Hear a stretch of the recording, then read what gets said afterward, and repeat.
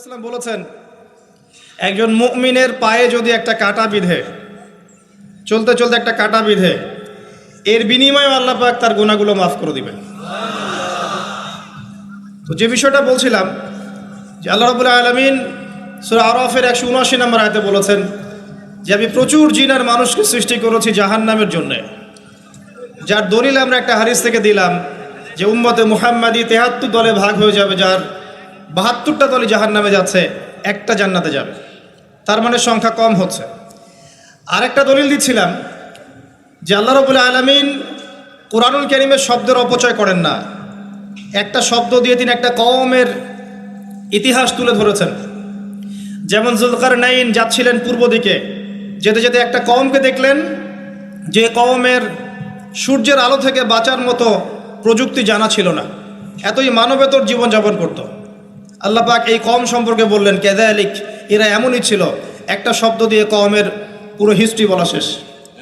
এই কাযালিকা শব্দ দিয়ে আপনি তাফসীর দেখতে পারেন এই কওম সম্পর্কে কত কি বলা হয়েছে। সেই আল্লাহ রাব্বুল আলামিন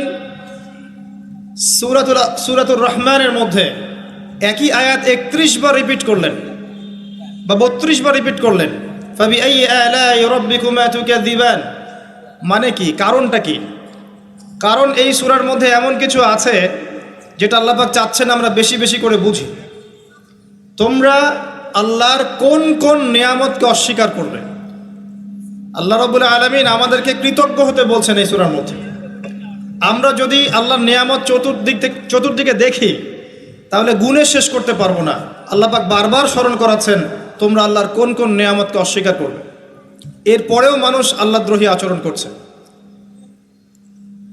সহিহ বুখারীর মধ্যে 4 বার এই হাদিসটা আসার মানে হচ্ছে যে আল্লাহ পাক এখানেও বোঝানোর চেষ্টা করছেন যে জাহান্নাম থেকে বাঁচার জন্য আমাদের কত সতর্ক থাকা উচিত। হাদিসটা হচ্ছে এই, কিয়ামতের মাঠে আল্লাহ রাব্বুল আলামিন আদম আলাইহিস সালামকে ডাকবেন। আদম আলাইহিস সালামের নাম তো শুনেছেন, তিনি কে? আদি পিতা। তাকে কি কারণে সম্মানিত করা হয়েছিল বলেন? তাকে কি কারণে সম্মান দেওয়া হয়েছিল? জ্ঞানের কারণে। তাকে ফেরেশতারা সেজদা করলেন কি কারণে? শারীরিক গঠনের কারণে, শক্তির কারণে, জ্ঞানের কারণে। এই জ্ঞান এখন আমাদের মধ্যে চরম অভাব। এই জ্ঞানের চর্চার চরম অভাব আছে আমাদের মধ্যে এখন। আমরা জ্ঞান চর্চা করতে চাই না। আমরা স্লোগান দিতে চাই যে আল কোরআনের আলো ঘরে ঘরে জ্বালো, কিন্তু প্রত্যেকটা ঘরে একটা করে কোরআনের হাফেজ নাই। এমনকি প্রত্যেকটা ঘরে একটা করে মানুষও পাওয়া যাবে কিনা যারা কোরআন বিশুদ্ধ করে তেলাওয়াত করতে পারে। তবে একটা কথা বারবার বলি যে এইসব আইওয়াশ শোডাউন দিয়ে ইসলামের কোনো কল্যাণ নাই। ইসলামের কল্যাণ কনস্ট্রাকটিভ কাজ করতে হবে। প্রথমে জ্ঞান চর্চা করতে হবে,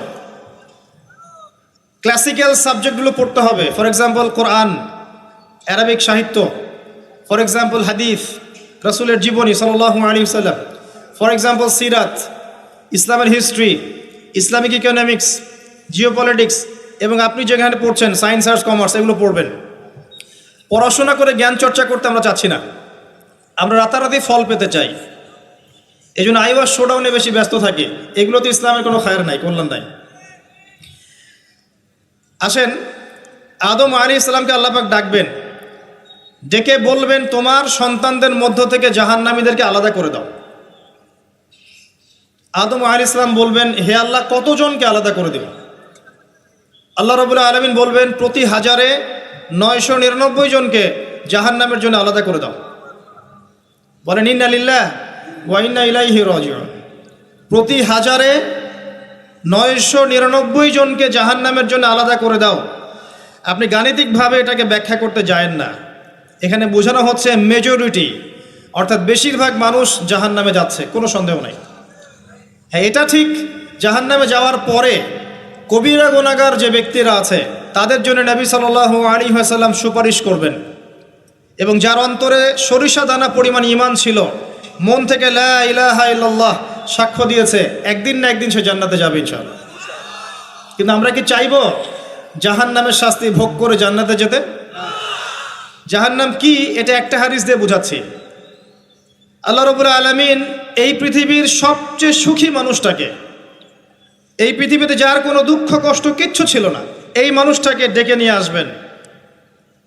ডেকে নিয়ে এসে জাহান্নামে ঢুকাবেন এক মুহূর্ত সময়ের জন্য, ধরেন 1 সেকেন্ড বা 1 ন্যানো সেকেন্ড। এরপরে বের করে নিয়ে আসবেন, নিয়ে এসে বলবেন, পৃথিবীতে কি সুখে ছিলে? সেই ব্যক্তি বলবে, সুখ কি জিনিস হে আল্লাহ আমি জানি না। আমি কি বুঝাতে পারছি ভাই? সুখ কি জিনিস আমি জানি না। আর আল্লাহ রাব্বুল আলামিন এই পৃথিবীর সবচাইতে কষ্টে থাকা মানুষটাকে ডেকে নিয়ে আসবেন, এনে জান্নাতে ঢুকাবেন, ঢুকে 1 মুহূর্ত সময় রাখবেন, বের করে নিয়ে আসবেন। বলবেন, পৃথিবীতে কষ্টে ছিলে? সেই বান্দা বলবে, কষ্ট কি জিনিস আল্লাহ আমি জানি না। এটাই সেই আয়াতের ব্যাখ্যা বলা যায়। আল্লাহ পাক বলেছেন, কুল্লু নাফসিন যায়িকাতুল মাউত, প্রত্যেকটা নফস বা আত্মা মৃত্যুর স্বাদ গ্রহণ করবে। ফাইন্নামা তুওয়াফাউনা উজুরাকুম ইয়াওমাল কিয়ামাহ, কিয়ামতের মাঠে তোমাদের পূর্ণ প্রতিদান দেয়া হবে। ওই দিন ফামান যুহজিহা আনিন নার ওয়া উদখিলাল জান্নাহ ফাকাদ ফাজ, সেদিন যাকে আল্লাহ পাক জাহান্নাম থেকে বাঁচাবেন, জান্নাতে প্রবেশ করাবেন, একমাত্র সে ব্যক্তি সফল, আর কেউ সফল নয়। এই আয়াতটা হচ্ছে দ্য ডেফিনেশন অফ সাকসেস, যার পিছনে আমরা ছুটছি। আমরা সাফল্যের পিছনে ছুটি না। সফল হতে হবে, নিজের পায়ে দাঁড়াতে হবে, টাকা পয়সা করতে হবে, বাড়ি গাড়ি করতে হবে, ব্যাংক ব্যালেন্স করতে হবে, জমি জমা করতে হবে, একটা সুন্দরী গার্লফ্রেন্ড চাই, একটা স্ত্রী চাই, তাই না? আমরা সাফল্যের পিছনে ছুটতে চাই, আর আমাদেরকে বস্তুবাদী দর্শন শেখায় এগুলোই সাফল্যের মানদণ্ড। তা আল্লাহ পাক এখানে বলছেন, যাকে জাহান্নাম থেকে বাঁচানো হবে আর জান্নাতে প্রবেশ করানো হবে, এই ব্যক্তি ছাড়া কেউ সফল না। পৃথিবীতে আপনি অনেক বড় নেতা হতে পারেন, ইভেন অনেক বড় আলেমও হতে পারেন, অনেক বড় পলিটিশিয়ান হতে পারেন, অনেক বড় প্রশাসনের কর্মকর্তা হতে পারেন, অনেক বড় ইকোনমিক্স হতে পারেন, কলামিস্ট হতে পারেন, বুদ্ধিজীবী হতে পারেন, হাফেজ হতে পারেন, হুএভার ইউ আর, যদি কিয়ামতের মাঠে আপনি জান্নাতে যেতে না পারেন, আপনি সফল না। আর পৃথিবীতে যে মানুষ মুদির দোকান করছে, ভ্যান চালাচ্ছে, রিক্সা চালাচ্ছে, বারবার সেলুনে কাজ করে, কৃষক কৃষি কাজ করে, যাদেরকে মানুষ চেনেও না, ইমান আছে, 5 ওয়াক্ত নামাজ পড়ে, ছেঁড়া কাপড় পরে থাকে, এত মান মর্যাদা নাই, ভাইরাল না, মানুষ চিনে না, গভীর রাত্রে তাহাজ্জুদ পড়ে, দেখবেন এই ব্যক্তি যদি কিয়ামতের মাঠে জান্নাতে চলে যায়, এই ব্যক্তি আমার চেয়ে সফল, কোনো সন্দেহ নাই। তা আমাদের দৃষ্টিভঙ্গি আগে চেঞ্জ করতে হবে, দুনিয়ামুখী দৃষ্টিভঙ্গি ত্যাগ করতে হবে, পরকালমুখী দৃষ্টিভঙ্গি দরকার। নবী সাল্লাল্লাহু আলাইহি সাল্লাম সাহাবায়ে কেরামের ভিতরে এই পরিবর্তন নিয়ে এসেছিলেন, তাদেরকে আল্লাহমুখী করেছেন, আল্লাহমুখী। যখন তারা আল্লাহমুখী হয়ে গেছেন, তখন দুনিয়া তাদের কাছে তুচ্ছ হয়ে গেছে। দুনিয়ার কষ্ট সহ্য করে নিয়েছেন, দুনিয়ার ভোগ বিলাস ত্যাগ করে দিয়েছেন, দুনিয়াকে সর্বোচ্চ প্রাধান্য দেননি, হাজত বা প্রয়োজন মনে করেছেন। দুনিয়ার সব কাজ করেছেন শুধু আল্লাহ সন্তুষ্টির জন্যে। এবং আমি অনেক লেকচারে এটাও বলেছি যে আপনি দুনিয়ার প্রতিটা কাজ আল্লাহ সন্তুষ্টির জন্যই করেন, কারো কাছে কিছু পাওয়ার আশায় করেন না। যদি কারো কাছে প্রতিদান পাওয়ার আশায় দুনিয়ার কাজগুলো করেন, আপনি কষ্ট পাবেন। কারো কাছে আশা করেন না, আল্লাহর কাছে আশা করেন প্রতিদান, আপনি কষ্ট পাবেন না ইনশাআল্লাহ। কারণ আল্লাহ ছাড়া প্রকৃত অর্থে আমাদের আপন বলে কেউ নাই। শুধুমাত্র আল্লাহই আপনার আপন, বাকিরা আপনার প্রয়োজন। মানুষ মানুষকে ভালোবাসতে পারে না, মানুষ মানুষের অবস্থানকে ভালোবাসে। এটা আপনারা হারে হারে ফিল করবেন যত দিন যাবে দেখবেন এটা আখিরুজ জামান, এটা আখিরুজ জামান, শেষ জামানা চলছে। এখন ফিতনাগুলো এমনভাবে পড়তে থাকবে যেন একটা মালা ছিঁড়ে দিলে পুঁথিগুলো যেমন টপটপ করে পড়ে যায়, এইভাবে ফিতনাগুলো আসতে থাকবে। ওই হাদিসের দিকে আসেন। নবী সাল্লাল্লাহু আলাইহি ওয়াসাল্লাম বলছেন, আদম আলাইহিস সালামকে ডেকে আনা হবে, বলা হবে তোমার সন্তানদের মধ্য থেকে জাহান্নামীদেরকে আলাদা করে দাও। আল্লাহ পাক বলবেন, প্রতি 1999 জনকে আলাদা করে দাও, একজন জান্নাতে যাচ্ছে প্রতি 1000-এ। কিন্তু listen to me very carefully, কিন্তু আল্লাহ পাক সূরা নিসা একটা কথা বলেছেন, ইন্নাল্লাহা লা ইয়াগফিরু আন ইউশরাকা বিহি ওয়া ইয়াগফিরু মা দুনা যালিকা লিমান ইয়াশা। আল্লাহ রাব্বুল আলামিন তার সাথে শিরকের গুনাহ ছাড়া অন্য যে কোনো গুনাহ যাকে ইচ্ছা মাফ করতে পারেন। যে কোনো গুনাহ, যে কোনো গুনাহ আল্লাহ পাক মাফ করতে পারেন শিরকের গুনাহ ছাড়া। আরেকটা গুনাহ আল্লাহ পাক ক্ষমা করবেন না, সেটা হচ্ছে বান্দার হক। বান্দার হক বান্দার সাথে সম্পৃক্ত, কারো টাকা চুরি করেছেন, কারো জমি আত্মসাৎ করেছেন, কাউকে গালি দিয়েছেন, কারো প্রতি জুলুম করেছেন, কাউকে অন্যায়ভাবে মেরেছেন, ছিনতাই করেছেন, ইত্যাদি ইত্যাদি, যেটা অন্যের হকের সাথে সম্পৃক্ত। ধর্ষণ করেছেন, মানুষের সম্মানহানি করেছেন, কাউকে নিষ্পাপ কাউকে বিতর্কিত করেছেন ইত্যাদি। এই যে মানুষের সাথে জড়িত হক, এটা আল্লাহর কাছে মাফ নেওয়া যাবে না। কাবা ঘরের গেলাফ ধরে কানলেও কোনো লাভ নাই। ওই বান্দার কাছে গিয়ে ক্ষমা নিতে হবে। ভাই আমি আপনাকে গালি দিয়েছি, মাফ করে দেন। ভাই আমি তোমার টাকা চুরি করেছিলাম, এই নাও ফেরত নাও। বোন তোমার সম্পত্তি আমি দেই নাই, নিয়ে নাও। প্রতিবেশী তোমার জমি আমি নিয়েছি, নিয়ে নাও। এটা দুনিয়াতে করতে হবে। অন্যথায় পরকালে দেখবেন যে মানুষের সাথে জড়িত হকের জন্য মানুষটা দাঁড়িয়ে আছে। একজন ব্যক্তি উঠেছে, নামাজ রোজা হজ জাকাত সব নেকি নিয়ে উঠেছে। ওঠার পরে দেখছে সামনে অনেক মানুষ দাঁড়িয়ে আছে। কি জন্য দাঁড়িয়ে আছে? কারো টাকা নিয়ে শোধ করে নাই, কাউকে গালি দিয়েছে, কারো প্রতি জুলুম করেছে, কারো প্রতি অন্যায় করেছে, এরা দাঁড়িয়ে আছে, হক চাচ্ছে। তখন কিভাবে শোধ করবে? আল্লাহ পাক বলবেন তোমার নেকি ওদেরকে দিয়ে দাও। তখন শেয়ার রেটের মাধ্যমে নেকি চলে যাবে। কথা বুঝতে পারছেন? তখন আরো অত্যাধুনিক প্রযুক্তি থাকবে, নেকি কনভার্ট। আর নেকি দিতে দিতে যদি নেকি শেষ হয়ে যায়, তখন ওই ব্যক্তিদের গুনাহ তার আমল নামায় চলে আসবে। তারপর ওই ব্যক্তিরা জান্নাতে যাবে, এই ব্যক্তি জাহান্নামে যাবে। অতএব দুনিয়াতে মানুষের সাথে জড়িত কোনো হক রাখেন না। আল্লাহ পাক বলছেন শিরকের গুনাহ ছাড়া আল্লাহ যে কোনো গুনাহ মাফ করতে পারেন। আর এই যে কুফরি এবং মানুষের সাথে জড়িত হক আল্লাহ মাফ করবেন না। এখন আল্লাহ যদি শিরকের গুনাহ ছাড়া সব গুনাহ মাফ করতে পারেন, আর আল্লাহ পাক তো ওয়াদা করেছেন নবী সাল্লাল্লাহু আলাইহি ওয়াসাল্লামকে মেরাজের রাতে, যে তোমার উম্মতের যে কোনো ব্যক্তি যদি শিরক না করে আমার সামনে হাজির হয়, আমি তাকে মাফ করে দেব। একটা হাদিসে কুদসির মধ্যে এটাও আছে, হে আদম সন্তান, তুমি যদি আসমান এবং জমিন সমপরিমাণ গুনাহ নিয়ে আমার সামনে দাঁড়াও, কিন্তু আমার সাথে কাউকে শরীক করনি, তাহলে আমি আল্লাহ তোমার সামনে আসমান জমিন সমান ক্ষমা নিয়ে দাঁড়াবো। আবার নবী সাল্লাল্লাহু আলাইহি ওয়াসাল্লাম সুপারিশ করবেন, যার অন্তরে এক জাররা পরিমাণ ঈমান থাকবে তারা জান্নাতে যাবে। তাহলে কি কারণে 1999 জন মানুষ জাহান্নামে যাবে? উত্তরটা দেন দেখি। তাদের আমল নামায় কিসের পাপ থাকতে পারে? কিসের? এটা বোঝার জন্য কি পিএইচডি করার দরকার আছে? এখন দেখেন, কিছু মানুষ আছে যারা বলছে যে ঈসা ইবনে মারিয়াম আল্লাহর সন্তান, নাউজুবিল্লাহ। এটা শিরক নয়? এবং তাদের সংখ্যা পৃথিবীতে 700-800 কোটির মতো, নাকি আরো কম বেশি হবে? যারা চলে গেছে, যারা আছে এবং যারা আসবে। কিছু মানুষ বলছে ওজায়ের আলাইহিস সালাম আল্লাহর সন্তান, নাউজুবিল্লাহ। এরা হচ্ছে জিউস, যারা এখন প্যালেস্টাইন দখল করে আছে। আর এই কথা বলতে আমাদের বুকে ভয় থাকা উচিত নয় যে ওইটা আমাদের জমি, তাদের জমি নয়। ওখানকার ঘটনা হচ্ছে এমন, একটা উপমা দিয়ে বোঝানো যায়। মনে করেন আপনি আপনার ঘরে বসে আছেন, আপনার দরজায় একজন মেহমান এসেছে। মেহমান নক করছে, ঠক ঠক ঠক। ভাই আমাকে একটু হেল্প করেন, আমি খাইনি অনেক দিন, আমার কাপড় নাই, আমার খাবার নাই, আমার থাকার জায়গা নাই, একটু আশ্রয় দেন। আপনি মাশাআল্লাহ মুসলিম, দয়া পরবশ হয়ে দরজা খুলে দিলেন, তাকে ড্রয়িং রুমে বসালেন, সুন্দর করে খাওয়ালেন, কাপড় দিলেন, রেস্ট করার জায়গা দিলেন। এবার সে সেখানে থাকতে থাকতে পরিকল্পনা করলো যে আপনাকে আপনার বাসা থেকে বের করে দিবে। একদিন আপনাকে ঘাট ধরে আপনার বাসা থেকে বের করে দিল, দিয়ে দরজার ভিতর থেকে লাগিয়ে দিল। এখন দরজার বাইরে দাঁড়িয়ে আপনি নক করছেন, আমার ঘর আমাকে ফেরত দাও, আমার ঘর আমাকে ফেরত দাও। আর এই ব্যক্তি বলছে আপনি জঙ্গি, আপনি সন্ত্রাসী। এটা হচ্ছে সবচেয়ে সেরা উদাহরণ প্যালেস্টাইন এক্সাম্পলের। তো এরা বলছে ওজায়ের আলাইহিস সালাম আল্লাহর সন্তান। একটা কথা আমি বলি, হতাশ হবেন না।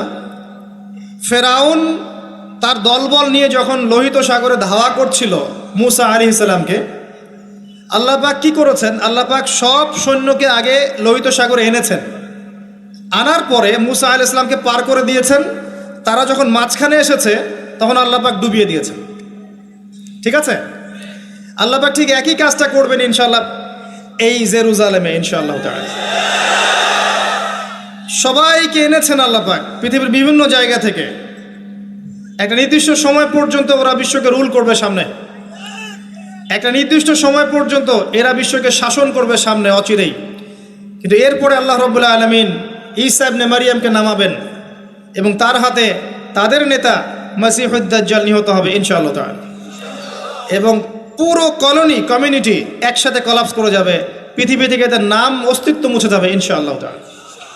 আল্লাহ পাক ওই লোহিত সাগরের সুন্নাহ এখানে অ্যাপ্লাই করবেন ইনশাআল্লাহ।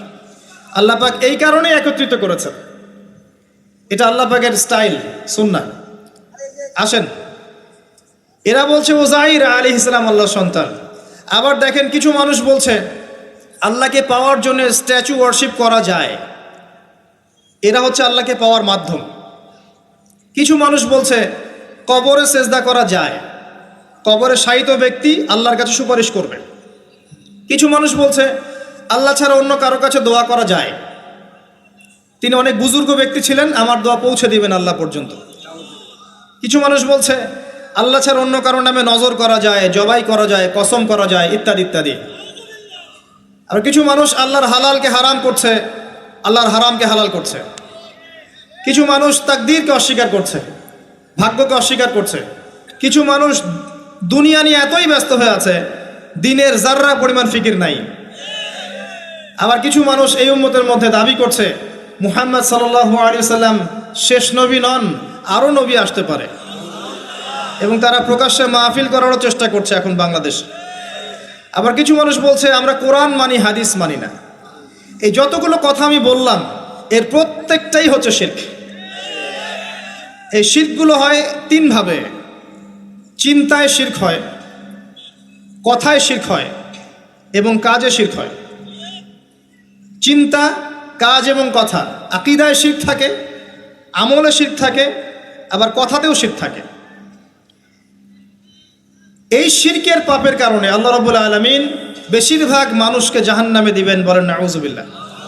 কিন্তু কারো আমল নামায় যদি শিরকের পাপ না থাকে, শিরক থেকে তওবা করে যে কোনো পাপ নিয়ে সে কবরে যায়, 99% সম্ভাবনা আছে এই মানুষকে আল্লাহ পাক মাফ করে দিবেন।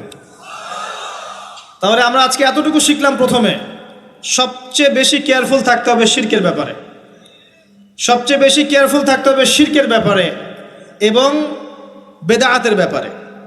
এটা কি জিনিস? বেদাত হচ্ছে এমন জিনিস, মানে আমিলা আমালান লাইসা আলাইহি আমরুনা ফাহুয়া রাদ।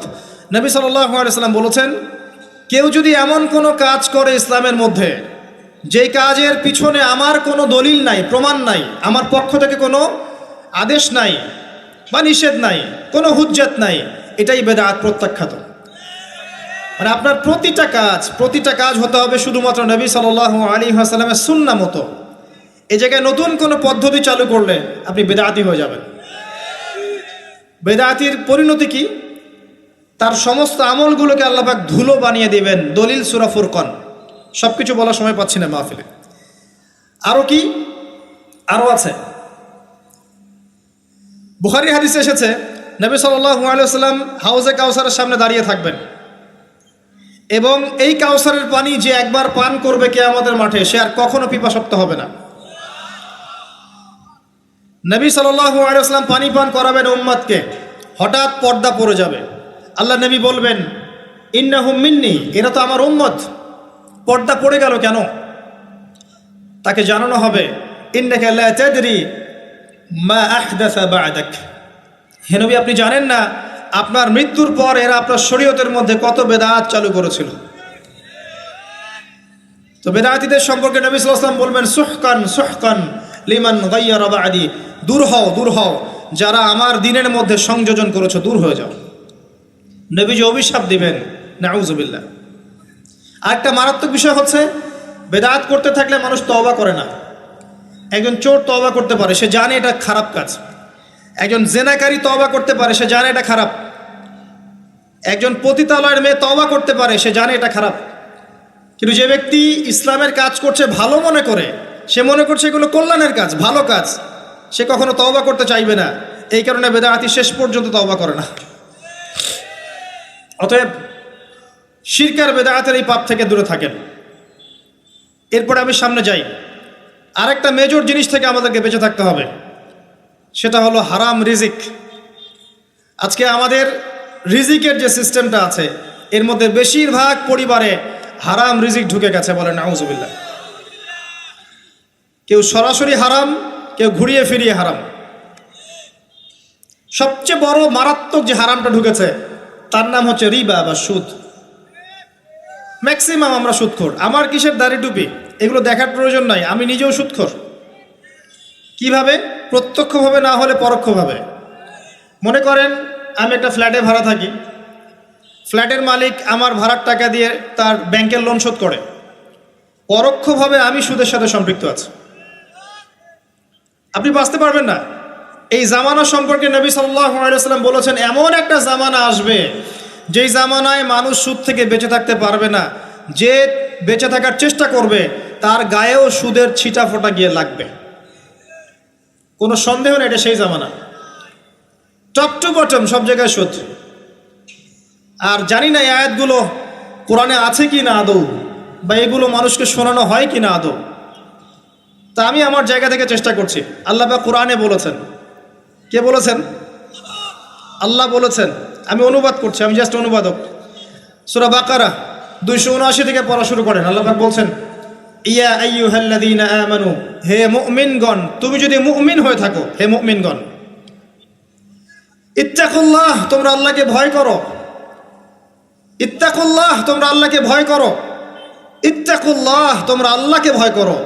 ওয়াযারু মা বাকিয়া মিনার রিবা, সুদের অবশিষ্ট অংশগুলো ছেড়ে দাও। ইন কুনতুম মুমিনিন, যদি প্রকৃত অর্থে মুমিন হয়ে থাকো।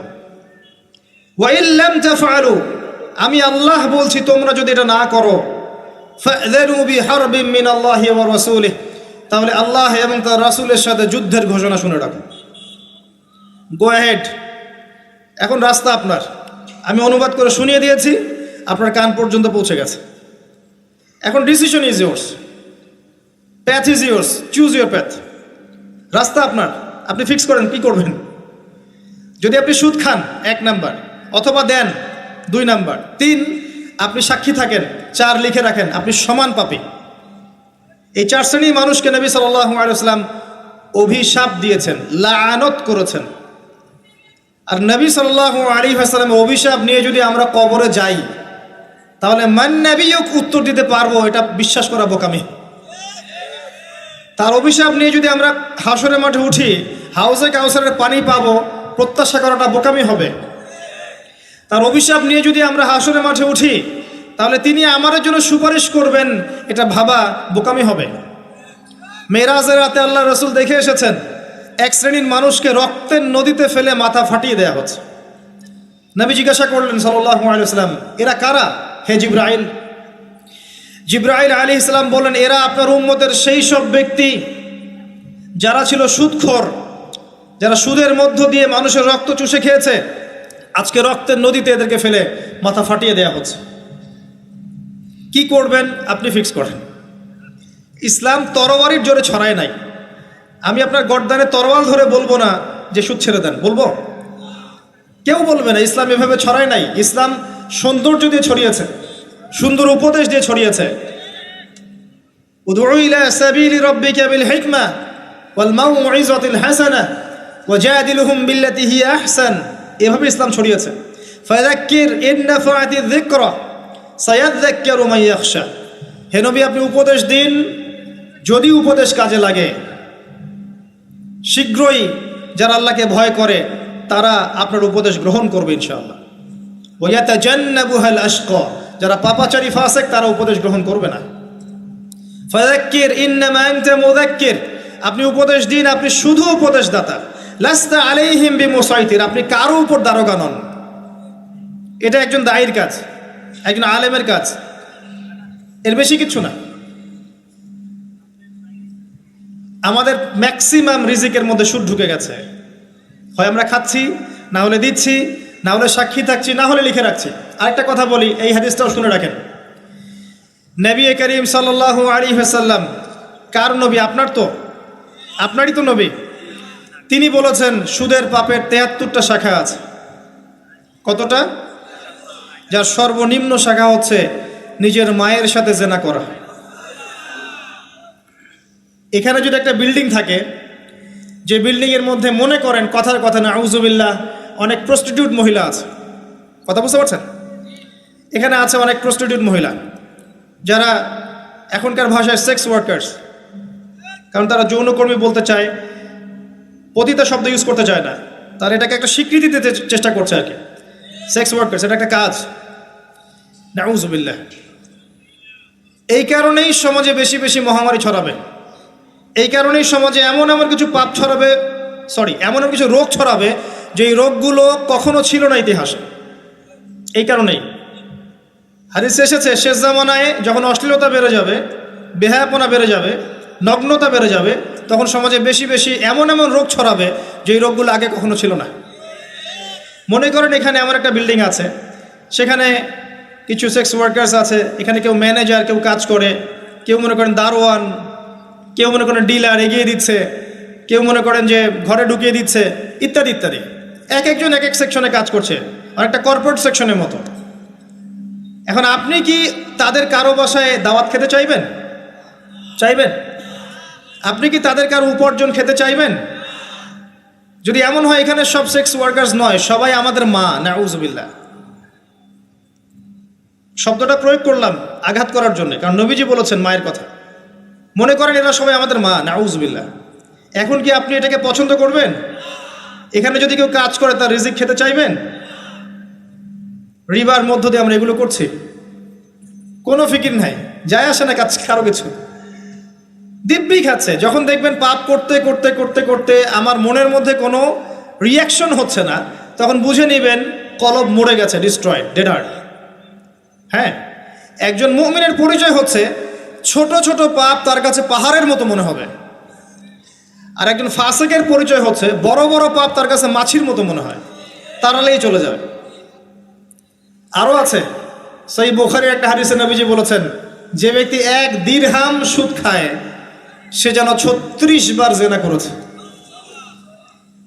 একবার জেনা করার শাস্তি 100 বেত্রাঘাত এবং 1 বছরের জন্য বহিষ্কার, যেটাকে আমরা উস্কে দিই এখন বলি কাছে আসার গল্প।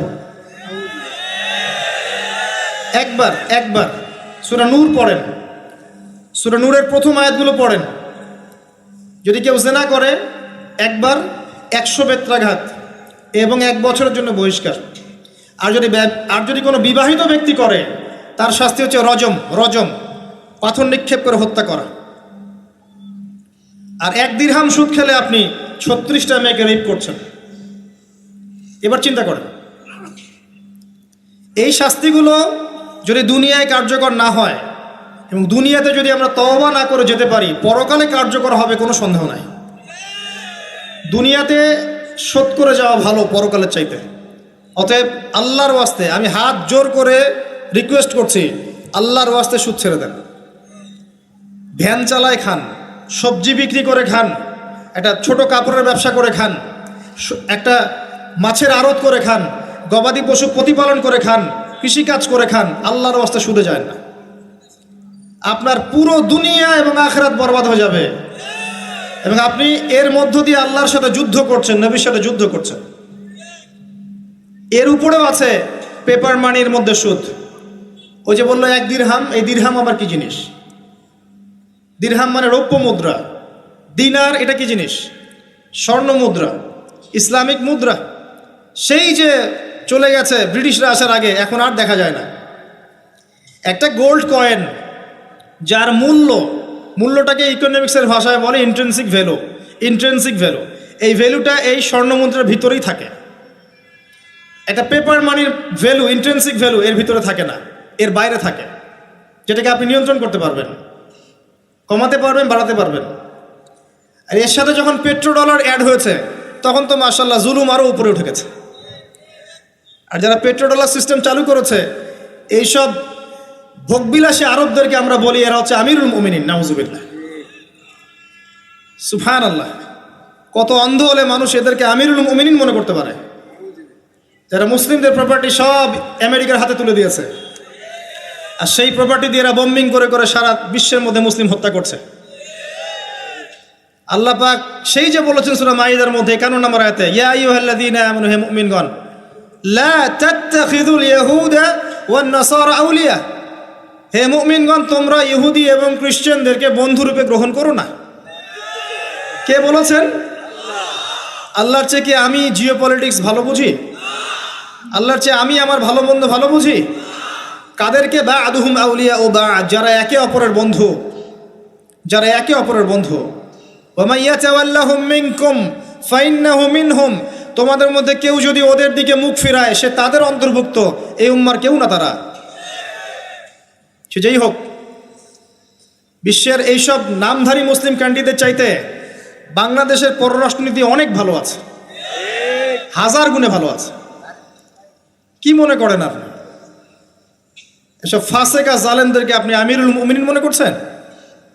আল্লাহ পাক বোঝার তৌফিক দান করুন। আসেন, রিবার কথা বলতে গিয়ে কথাটা আসছি, ইন্ট্রিনসিক ভ্যালু বলে একটা বিষয় আছে। এত ডিটেলস বিষয় মাহফিলে বলা সম্ভব না। এতটুকু বলবো যে ইনশাআল্লাহু তাআলা আপনি যদি আপনার সম্পদকে সাস্টেইনেবল অ্যাসেটে রূপান্তরিত করেন, আগামী দিনগুলোতে আপনি ইনশাআল্লাহ জিতবেন, আদারওয়াইজ হেরে যাবেন।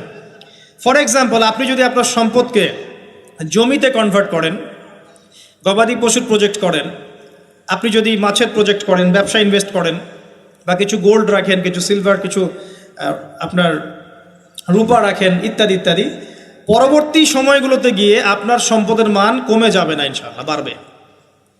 কিন্তু আপনি সমস্ত সম্পদ যদি পেপার মানির মধ্যে রেখে দেন, আস্তে আস্তে আপনার সম্পদের মান কমবে। সামনে 10, 15, 20, 30 বছর পর আপনি সম্পদ হারাবেন। এর চেয়ে বেশি কিছু আমি বলতে পারবো না, বাকিটা আপনারা পড়াশোনা করে বুঝে নেবেন।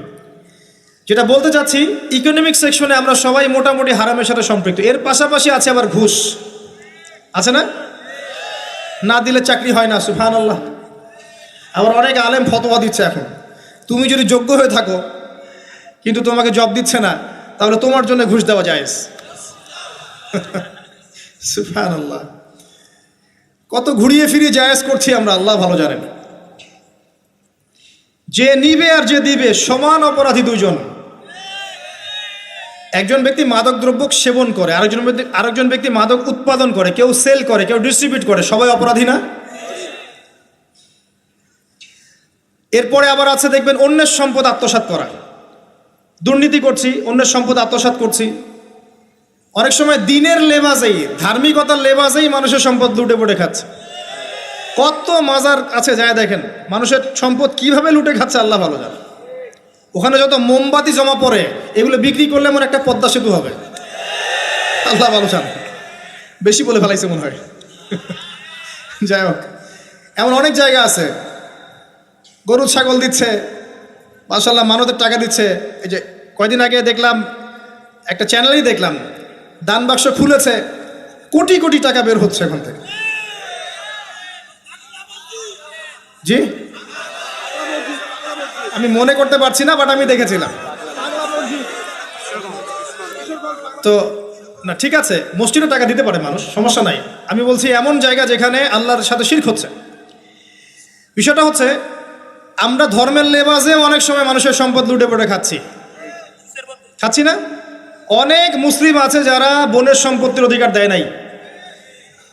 আল্লাহ রাস্তায় সময় দিয়ে আসে, চিল্লা দিয়ে আসে, বলছে যে আমার বোন তো আমাকে সম্পত্তি দান করে দিয়েছে, মাশাআল্লাহ। তার মানে কেমনে দান করছে ভাই? তো বলে আমি ওকে বলছি তুই যদি আমাকে দিস তো সওয়াব হবে। তো দিয়ে দিচ্ছে, মাশাআল্লাহ। তো বললাম যে আপনি মরার আগে ওটা তাকে সওয়াবের আশায় দিয়ে দিয়েন, এই অবস্থায় মরেন না। আমরা অনেক সময় ধর্মের লেবাজেও মানুষের সম্পদ আত্মসাৎ করি, কোনো সন্দেহ নাই। আল্লাহ পাক আমাদেরকেও হেফাজত করুন, আমিন। এক কথায় বলতে চাই প্রিয় ভাইয়েরা, পরিবারের মধ্যে হারাম রিজিককে ঢুকতে দিয়েন না। হারাম রিজিক ঢুকলে পরে আপনার ইবাদত কবুল হবে না। আপনি ছোটোখাটো কিছু করেন, হালাল রিজিক খান, অল্পতে আল্লাহ পাক সন্তুষ্ট হয়ে যাবেন ইনশাআল্লাহ তাআলা। আল্লাহ পাক তো বেশি কিছু চান না আমাদের কাছে। আল্লাহ পাক কি চান? আমরা তাকে ভালোবাসি, আমরা তার জন্য আমাদের ইবাদতগুলো ঢেলে দেই, তার সাথে শিরক না করি, তার নবীর সুন্নাহ মতো চলি, একটু হালাল খাই, একটু পর্দা করি, বাচ্চা কাচ্চাদেরকে ইসলামী আদর্শে বড় করি, পরিবারের আদর্শটা একটু ঠিক করি। এত বেশি কিছু কি আল্লাহ পাক চান আমাদের কাছে? আল্লাহ পাক কি আমাদের কলার ধরে জিজ্ঞাসা করবেন দুনিয়াতে ইসলামিক খেলাফত কায়েম করে আসো নাই কেন? বলবেন? বলবেন না। এটা বলবেন না আল্লাহ পাক আমাদেরকে। কিন্তু যাকে আল্লাহ পাক ওই ক্ষমতা দিয়েছেন তাকে বলবেন তোমাকে ক্ষমতা দিয়েছিলাম, তুমি কেন করো নাই? কথা বুঝতে পারছেন? সবার জন্য সব কিছু না, আমরা সাধারণ মানুষ। সাধারণ মানুষের জন্য সাধারণ কাজগুলো যথেষ্ট। একটু পড়াশোনা করেন, আল্লাহ পাক তৌফিক দান করুক। একটু আমল করেন, একটু পর্দা করেন, একটু হালাল খান, তাওহীদে থাকেন, সুন্নতে থাকেন, নবীর মতো লাইফ কাটান, 5 ওয়াক্ত নামাজ পড়েন, সামর্থ্য হলে যাকাত দেন, রমজান মাসে রোজা রাখেন, সামর্থ্য হলে হজ করেন, ইনশাল্লাহ আপনি জান্নাতি। একটা হাদিস আমি পড়েছি ফয়জুল কালাম বইয়ের মধ্যে, মাদ্রাসায় পড়ানো হয়, ক্লাসিক্যাল একটা বই, সবাই কিনতে পারেন। ফয়জুল কালাম অত্যন্ত চমৎকার হাদিসের একটা বই। এর মধ্যে একটা হাদিস আছে যেটা পড়ে শান্তি লাগে, মনে হয় যে না আশা আছে পরকালে বাঁচার। সেটা হচ্ছে নবী সাল্লাল্লাহু আলাইহি ওয়াসাল্লাম সাহাবীদেরকে বলছেন যে তোমরা সাহাবীরা এমন একটা যুগে বাস করছো যেই যুগে ইসলামের 10% কেউ যদি ছেড়ে দেয় সে ধ্বংস হয়ে যাবে। কথা বুঝতে পারছেন? সাহাবীদেরকে নবীজি বলছেন তোমরা এমন একটা যুগে বাস করছো যেই যুগে যদি ইসলামের 10% 1/10 কেউ ছেড়ে দেয় সে ধ্বংস হয়ে যাবে। কিন্তু তোমাদের পরে এমন একটা যুগ আসবে যেই যুগে মানুষরা যদি ইসলামের 10% ধরে রাখতে পারে সফল হয়ে যাবে। এটা সেই যুগ না? আপনার এই যুগে প্রতিটা সেক্টরেই ফিতনা। আপনার ধর্মে দেখবেন তাওহীদের মধ্যে শিরক, সুন্নতের মধ্যে বেদাত, আলেমদের মধ্যে বিভক্তি, কাদা ছোড়াছড়ি, গালাগালি, হিংসা বিদ্বেষ, পরশ্রী কাতরতা, কত কি দেখতে পাচ্ছেন। আপনি ধর্মের মধ্যে শিরক দেখছেন, বেদাত দেখছেন, অর্থনীতিতে হারাম দেখছেন, পরিবারের মধ্যে বস্তুবাদিতা দেখছেন, কি দেখছেন না? সমাজের মধ্যে জেনা দেখছেন, পর্নোগ্রাফি দেখছেন, ফ্রি মিক্সিং দেখছেন, ফ্যামিনিস্ট রেভলিউশন দেখছেন, নগ্নতা দেখছেন, কি দেখছেন না? অর্থনৈতিক জীবনে আপনি এগুলো দেখছেন, বৈশ্বিক জীবনে আপনি মারামারি, কাটাকাটি, রাহাজানি দেখছেন, হত্যা, রক্তপাত দেখছেন। কোন যুগে বসে আছেন আপনি? এই যুগে আপনি 10% আমল করেন, জান্নাতি হয়ে যাবেন ইনশাআল্লাহ। আল্লাহ পাক তৌফিক দান করুন, কবুল করুন। একটা বিষয় হচ্ছে আমল করা, একটা বিষয় হচ্ছে আকীদা পোষণ করা। আমি যদি আকীদা পোষণ করি যে ইসলামের মধ্যে, কোরআন এবং সুন্নাহর মধ্যে প্রতিটা বিষয়ের সমাধান আছে, এটা যদি আপনি বিশ্বাস করেন, এরপরে অল্প আমল করেন, কোনো সমস্যা নেই ইনশাআল্লাহ। কারণ আপনার আকীদা ঠিক আছে। আপনি আমল করতে পারেন নাই, কিন্তু আকীদা ঠিক ছিল। আপনি মেনে নিয়েছেন লা ইলাহা ইল্লাল্লাহ, কোনো ইলাহ নেই আল্লাহ ছাড়া, মুহাম্মাদুর রাসূলুল্লাহ, কোরআন হুজ্জাতুল্লাহ, কোরআন আল্লাহর হুজ্জা, সুন্নাহ তরিকাতুন নবী, এটা আল্লাহর নবীর তরিকা। এগুলোর মধ্যে সব কিছুর সমাধান আছে, এটা আপনি মেনে নিয়েছেন মন থেকে। এবার আমল করতে গিয়ে আপনি পারছেন না। নামাজ পড়ছেন 5 ওয়াক্ত, হয়তো পরিবারটা ঠিক মতো করতে পারছেন না, চেষ্টা করছেন, হালালে থাকার চেষ্টা করছেন, কখনো কখনো হারাম ঢুকে যাচ্ছে, আপনি চেষ্টা চালিয়ে যাচ্ছেন ক্রমবর্ধমানভাবে, কিন্তু আপনি আকীদা রাখেন এটাই চূড়ান্ত, এটাই সঠিক, ইনশাআল্লাহ আল্লাহ পাক আপনার সব গুনাহ মাফ করে দিবেন। আর একজন ব্যক্তি আকীদাই রাখে না, সে মনে করে ইসলাম ওই যুগে চলতে, ওই যুগে চলে না। সে মনে করে কোরআন এবং সুন্নাহ সব কিছু নাই, আমার মস্তিষ্ক প্রসূত বুদ্ধি সব কিছু। কেউ মনে করে সায়েন্সই সব কিছু, কেউ মনে করে মানব রচিত বিধানই সব কিছু। কেউ যদি এগুলোকে চূড়ান্ত মনে করে তখন আমল আর কাজে আসবে না। এই বাতিল আকীদা নিয়ে বেশি বেশি আমল করেও লাভ নাই। আকীদা আগে স্পষ্ট করতে হয়, পরিষ্কার করতে হয়। আল্লাহ পাক আমাদেরকে পরিচ্ছন্ন আকীদা দান করুন, আমিন। রিজিকের ব্যাপারে প্রিয় ভাইরা সচেতন হয়ে যান।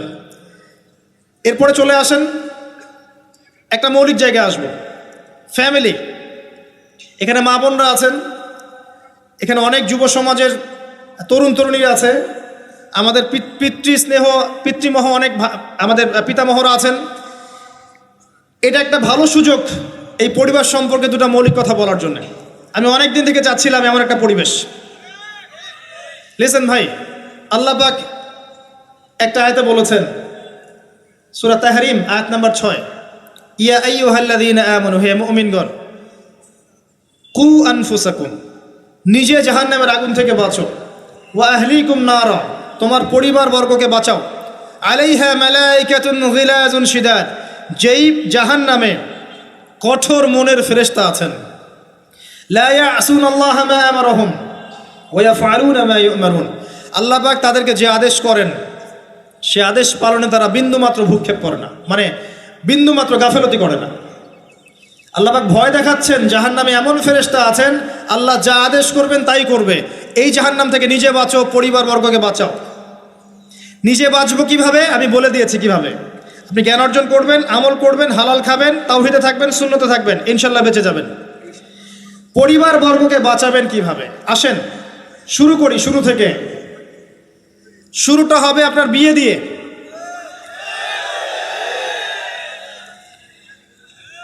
এত এক্সাইটেড হওয়ার কিছু নাই, কারণ এটা এমন একটা বিষয় যেটা করেন নাই বলে এক্সাইটমেন্ট বাড়ছে, করার পরে পস্তাতেও পারেন। এটা এমনই দিল্লি কা লাড্ডু, যে খাবে সেও পস্তাবে, যে খাবে না সে বেচারাও পস্তাবে। তবে আপনারা খেয়ে পস্তান আলহামদুলিল্লাহ। এমনভাবে শুরু করেন না পরিবারটা যে আপনি একজন তরুণী, আপনি একজন তরুণ বিয়ে করছেন, বিয়ের সময়ে দিনদারিতা বাদ দিয়ে অন্য কিছু দেখতে যায় না। যদিও বা অর্থ সম্পদ, বংশমর্যাদা, সৌন্দর্যের কথা হাদিসে এসেছে, হাদিসটা এমন নয় যে তোমরা 4টা গুণ দেখেই বিয়ে করবো, এমন নয়। হাদিসটা এমন নয়, অনুবাদটা অনেকেই ভুল করে, অনেকেই ভুল করে। হাদিসে বলা হয়নি কখনো 4টা গুণ দেখেই বিয়ে করো, এটা নয়। বরং বলা হয়েছে 4টা গুণ দেখে বিয়ে করা হয়। কথা কি বুঝতে পারছেন? কেউ এটা দেখে, কেউ এটা দেখে। তোমরা দিনদারিতে দেখো, না হলে তোমাদের হাত ধুলোয় ধূসরিত হবে। হাদিসটা এমন। এক্ষেত্রে কি আমরা বলবো, প্রথমত বিয়েটাকে সহজ করে দেন। বিয়েটাকে সহজ না করলে সমাজে জেনা বাড়তে থাকবে, এবং জেনা বাড়ার কারণ আছে। যখন পর্নোগ্রাফিটাতে ফ্রি অ্যাক্সেস দেওয়া হয়েছে, মানুষ রাতের বেলা পর্ন দেখতে পারে, কেউ বাধা দেওয়ার নাই। উপরের সেকশন থেকে কিন্তু এটাকে বন্ধ করে দেওয়া যেত। পৃথিবীর অনেক কান্ট্রি আছে যেখানে অনেক কিছু চলে না। চাইনিজরা ফেসবুক ইউজ করে না, করে? ওরা কি উন্নত জাতি না? ওরা তো এখন আমেরিকাকে যদি বলে ওঠো উঠবে, আমেরিকাকে বসতে বলে বসবে। ওরা এমন জায়গায় চলে গেছে। ওই ইউক্রেন ইস্যু নিয়ে আমেরিকা, ন্যাটো আর এই ব্রিটেন আর ফ্রান্স আর ইসরায়েল কিছুই করতে পারবে না ইনশাআল্লাহ। বিকজ এখানে একটা বড় অ্যালায়েন্স আছে চায়না এবং রাশিয়ার, কিছুই করতে পারবে না। বরং এর যে উদ্দেশ্যে এটা কাজ করেছিল তারা, এটাতে সফল হবে না তারা ইনশাআল্লাহ। আজকের টপিক এটা না, আমি এদিকে যাচ্ছি না। মূল বিষয়টা হচ্ছে যে সহজ করতে হবে বিয়েটাকে। উপযুক্ত বয়স হয়ে গেলেই একটা উপার্জনের সোর্স খুঁজবেন আগে। বেকার অবস্থায় বিয়ে করতে যায় না, উপার্জনের সোর্স খুঁজবেন, তারপরে আপনি আপনার পরিবারকে বলবেন আমার বয়স হয়েছে, আমাকে বিয়ে দাও। এবার আসেন, বিয়ের সময় দিনদারিতা ছাড়া অন্য কিছু দেখতে যায় না। এরপরে যদি সে সুন্দর হয় বা সুন্দরী হয় বা ভালো বংশের হয়, অথবা দেখা যায় যে ভালো টাকা পয়সা ওলা ইত্যাদি ইত্যাদি, এটা আপনার নূরুন আলা নূর, এটা বোনাস। কিন্তু এগুলো যদি নাও থাকে, শুধু দিনদারিতা থাকে, আপনি রাজি হয়ে যান। পরিবারের কর্তাদেরকেও বলবো যে মেয়ে বিয়ে দেওয়ার সময় ছেলের টাকা পয়সা দেখতে যায় না, ছেলের স্ট্যাটাস দেখতে যায় না বেশি বেশি। পরে দেখবেন এই মেয়ে ওর ঘরে গিয়ে পস্তাচ্ছে। আর ছেলের পিতাদেরকেও বলবো, ছেলেকে যখন বিয়ে দিবেন, একটা মেয়েকে কিনে নিব আর সাথে কিছু যৌতুকের টাকাও নিব, এই টেন্ডেন্সি নিয়ে বিয়ে করতে যায় না। ওই বিয়েতে বারাকা বেশি, যেখানে খরচ কম, যেখানে বেশি হট্টগোল নাই। চট্টগ্রাম অঞ্চলের বিয়ের মতো না। একটা বিয়েতে মনে হয় 40-50 লাখ টাকা খরচ করে ফেলায়। গেটেই সাজাবে বলে 4-5 লাখ টাকা খরচ করে। সুবহানাল্লাহ। এই 5 লাখ টাকা দিয়ে, এই 5 লাখ টাকা দিয়ে আর মনে হয় 10টা-20টা পরিবারকে বিয়ে দেওয়া যাবে। হ্যাঁ, লোহার আংটি দিয়ে বিয়ে করেছে সাহাবী। লোহার আংটিও নাই তোমার বাসায়? বলছে না ইয়া রাসূলুল্লাহ, লোহার আংটিও তো নাই আমার বাসায়। তাহলে কি করবা? কোরআনের কয়টা সূরা জানো? যে এই সূরাগুলো জানি, এগুলো শিখিয়ে দিও, যাও, মোহর হয়ে গেছে। কত সহজ বিয়ে, কত সহজ। আর এখন যেটা হয়, মেয়ে খুঁজবে দিনদার বিল গেটস, আর ছেলে খুঁজবে দিনদার ক্যাটরিনা। কথা বুঝতে পারছেন? প্রিয় ভাইয়েরা, দিনদারি থেকে প্রাধান্য দেন, আর কিচ্ছু না। আপনি সফল হবেন ইনশাআল্লাহ, শান্তি পাবেন। এবং বিয়ের পরে আল্লাহর পক্ষ থেকে একটা ভালোবাসা আসবে। যদি আপনি দেখেন যে আপনার স্ত্রী খাদিজা রাদিয়াল্লাহু আনহার মতো, আয়েশা রাদিয়াল্লাহু আনহার মতো, হাজেরা আলাইহিস সালামের মতো সবর করেনেওয়ালা, যে আপনাকে দিনের পথে এগোতে সাহায্য করে, তাহলে আর অন্যদিকে চোখ দেওয়ার দরকার নাই। রাজি হয়ে যান। এরপর আপনার পরিবার শুরু। এখানে উভয়ের মাঝে হৃদ্যতা, ভালোবাসা থাকতে হবে। তবে আরেকটা কথা বলে রাখি, সবাই মনোযোগ দিয়ে কথাটা শোনেন। একটা পরিবারের ভিত্তি শুধু ভালোবাসা দিয়ে টিকে থাকে না। একটা পরিবারের ভিত্তি টিকে থাকে আপোষের বিশ্বাসের উপরে। একে অপরকে বিশ্বাস করতে শিখতে হবে, একে অপরকে শ্রদ্ধা করতে হবে, একে অপরের সম্মান দিতে জানতে হবে। আপনাকে আপনার স্ত্রীকে আপন মনে করতে হবে, আপনাকে আপনার স্বামীকে আপন মনে করতে হবে। বাইরের মানুষ আপন নয়, এরা আপন আপনার। একজন লেবাস, পোশাক। এরপরে আপনি মোহর শোধ করেন, আপনি সন্তান সন্ততি নেন, সন্তান সন্ততিদেরকে আল্লাহর এবং তার রাসূলের আদর্শে বড় করে তোলেন। পরিবারের মধ্যে তালিম চালু করেন, তালিম। পরিবারের মধ্যে তাওহীদ রাখেন, সুন্নত রাখেন, একসাথে খেতে বসেন। স্ত্রীকে হাদিয়া দেন, স্ত্রীকে গিফট দেন, তাকে মাঝে মাঝে ঘুরতে নিয়ে যান, তাকে নিয়ে রিফ্রেশমেন্টে যান, তাকে সময় দেন, তাকে টাইম দেন, তাকে সময় দেন। নবী সাল্লাল্লাহু আলাইহি ওয়াসাল্লাম আয়েশা রাদিয়াল্লাহু আনহার কোলে মাথা রেখে কোরআন তেলাওয়াত করতেন, তার সাথে চাঁদনি রাতে দৌড়েছেন এবং চাঁদ দেখেছেন, সফর করেছেন, রাতের বেলা হেঁটেছেন, সময় দিয়েছেন, খালি পায়ে হেঁটেছেন। সময় দেন। এখন এমন একটা অবস্থা যে পুরুষদেরকে মনে করা হয় যে তারা হচ্ছে মানি মেকিং মেশিন, তারা খালি টাকা পয়সা মেক করবে, আর স্ত্রীরা হচ্ছে ওই চুলা ঠেলবে সারাদিন। আমরা এমন মনে করে নিই আর কি। আবার এই যে ফ্যামিনিস্ট রেভলিউশন যখন থেকে আসছে, ফ্যামিনিস্ট রেভলিউশন কী জিনিস? দাজ্জালের ফলোয়ার্স আর কি, যে মেয়েদেরকে আপনি ঘরে রাখতে পারবেন না। তো তারা যখন থেকে এসেছে, ইমার্জ করেছে, তখন থেকে তার একটা কনসেপ্ট দিয়েছে যে পুরুষ আর নারী একে অপরের প্রতিদ্বন্দ্বী। দেখবেন প্রতিদ্বন্দ্বিতামূলক কথাবার্তা বলে। স্বামীর মুখের উপর তর্ক করতে যাবেন না। স্বামীকে বাইরের অনেকগুলো বিষয় ফেস করতে হয়। একজন স্বামী মনে করেন প্রশাসনে চাকরি করে, তাকে তার ডিউটি ফেস করতে হয়, তার বসকে মেনটেন করতে হয়, তার এগুলো সামলাতে হয়, তাকে বাজারঘাট করতে হয়, সারাদিন পরিশ্রম করে সে বাসায় ঢোকার পরে আপনি মুখটা গোমরা করে বসে থাকেন। স্বামী আহলান সাহলান করেন না, তাকে একটু আদর করেন না, মহব্বত করেন না, তো অটোমেটিকলি তো আপনার দিক থেকে তার মনটা চলে যাবে অন্যদিকে। স্বাভাবিক। আপনি আপনার স্বামীর জন্য সাজেন না, বাইরের মানুষের জন্য সেজে গুজে আপনি মার্কেটে যান। প্রবলেম সেগুলো। এরা মনে করে স্বামী স্ত্রী একে অপরের প্রতিদ্বন্দ্বী, অথচ এরা একে অপরের পরিপূরক, একে অপরের পরিপূরক। উভয় হৃদ্যতা ভালোবাসায় পরিবার গড়ে ওঠে। যে পরিবারের মধ্যে হৃদ্যতা ভালোবাসা আছে, ওই পরিবারের বাচ্চা কাচ্চারা দেখবেন বড় আলেম হবে, বড় নেতা হবে, বড় কিছু হবে ইনশাআল্লাহ। যেখানে এগুলো নাই, ওই সন্তানরা বড় হয় হতাশার মধ্যে, কাজের বুয়ার কাছে, ডে কেয়ার সেন্টারে। এরা তো বড় হয়ে জঙ্গি হবেই, সন্ত্রাসী হবেই, স্বাভাবিক। ভালো প্যারেন্টিং দিতে পারে নাই। এরকম না বিষয়টা। সময় দিতে হবে, একে অপরের দায়িত্ব বুঝতে হবে, আপোষের মধ্যে বিশ্বাস থাকতে হবে, ভালোবাসা থাকতে হবে এবং সবরের মানসিকতা থাকতে হবে। মেয়েদের ব্যাপারে বলাই হয়েছে তারা বাঁকাহার, অতএব চাপ দিতে যায় না, ভেঙে যাবে। চাপ দিতে যায় না, ভেঙে যাবে। ওই অবস্থায় ছেড়ে দিলে ওই অবস্থায় থেকে যাবে। একটা কথা আমি বলি, আমি শিখেছি আমার লাইফ থেকে, আল্লাহ পাকের প্রতিটা সৃষ্টি এক একটা রূপক মেসেজ দিচ্ছে। জানেন, রাবার গাছ দেখেছেন? রাবার গাছ, যেই গাছ থেকে রাবার হয়, গাছটাকে দেখবেন পরিচ্ছন্ন, গাছটা পরিষ্কার। যে নিজে পরিষ্কার করে সে নিজেও পরিচ্ছন্ন। জমিনের মধ্যে দেখবেন মৃত জমিন, বৃষ্টি পড়লো, সজীব হয়ে উঠল, সবুজ ধান ক্ষেত। এই সবুজ ধান ক্ষেতটা আপনার যৌবন, আস্তে আস্তে ফসল হবে। এই ফসল হওয়ার টাইমটা হচ্ছে আপনার পৌরত্ব। এরপরে ফসলটা কেটে ফেলা হবে। এই ফসলটা আপনার ভালো কাজ, আমল সালেহ, এটাকে রেখে দেওয়া হবে।